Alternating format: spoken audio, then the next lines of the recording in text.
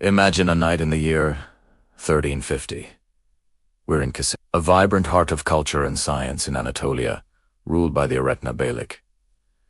This isn't just any city, it's a beacon of knowledge, housing one of the most magnificent libraries of its time. But on this night, that beacon is engulfed in flames. The air, usually filled with the quiet rustle of turning pages and scholarly debate, is now thick with the acrid smell of burning paper and leather. Smoke billows from the windows of the grand library, a dark stain against the moonlit sky. Inside, a scene of beautiful chaos unfolds. Flames, like hungry beasts, leap from shelf to shelf, devouring centuries of wisdom in moments. Precious, handwritten manuscripts curl and blacken, their intricate calligraphy turning to ash. Through the choking smoke, figures dart about. These are the scholars, the librarians, the custodians of history. Their faces, illuminated by the destructive fire, are masks of desperation. They run, not from the danger, but into it. They form a human chain, a desperate, last-ditch effort to save what they can. From the heart of the inferno to the relative safety outside, they pass books hand to hand, each one a rescued piece of the human soul. The sound is a symphony of destruction. The roar and crackle of the fire, the crash of collapsing shelves, and the frantic shouts of men battling a losing fight. Their eyes sting, their lungs burn, but they push on. We see an elderly scholar, his face etched with a lifetime of learning, reach for a burning codex. He tries to cradle it, to smother the flames with his own body, his expression a portrait of pure anguish.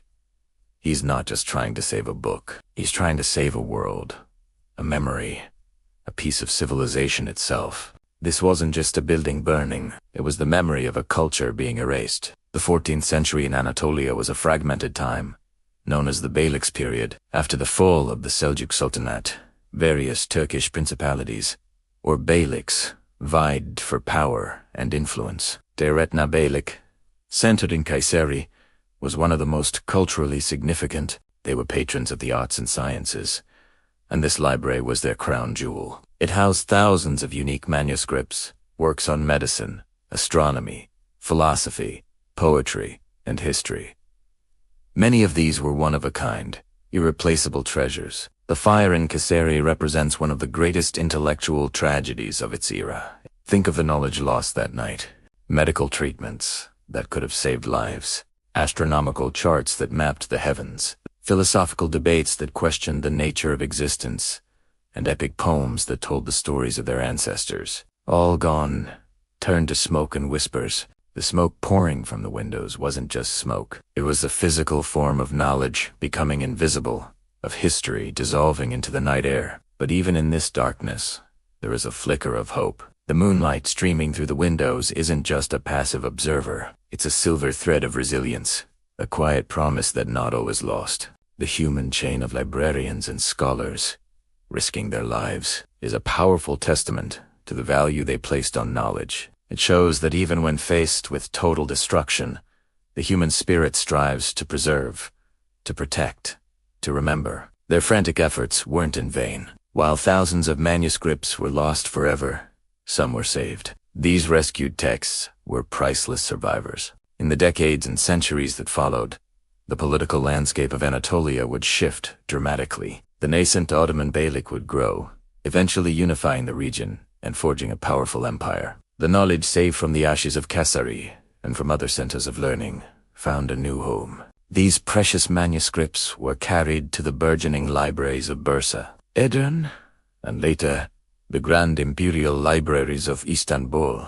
They became the seeds from which the intellectual golden age of the Ottoman Empire would grow. The scholars who fled the turmoil of the Beyliks period, carrying these books, became the teachers and thinkers who would shape the next great chapter of history. So, when we look back at the tragedy of the Kayseri library fire, we see more than just loss. We see the fragility of knowledge, how Azali's centuries of progress can be wiped out in a single night. We see the profound helplessness of wisdom in the face of brute force, symbolized by that old scholar trying to embrace a burning book. But we also see incredible courage and an unyielding reverence for learning. The human chain, the desperate scramble to save every last scroll, reminds us that knowledge is not just ink on a page. It's a legacy, a living inheritance that people are willing to die for. The story of this fire is a powerful reminder for us today. In our digital age, we might think our knowledge is safe, stored in clouds and on servers. But this event from nearly 700 years ago teaches us that no repository of knowledge is truly immune to destruction. It highlights our own responsibility to be guardians of our collective memory,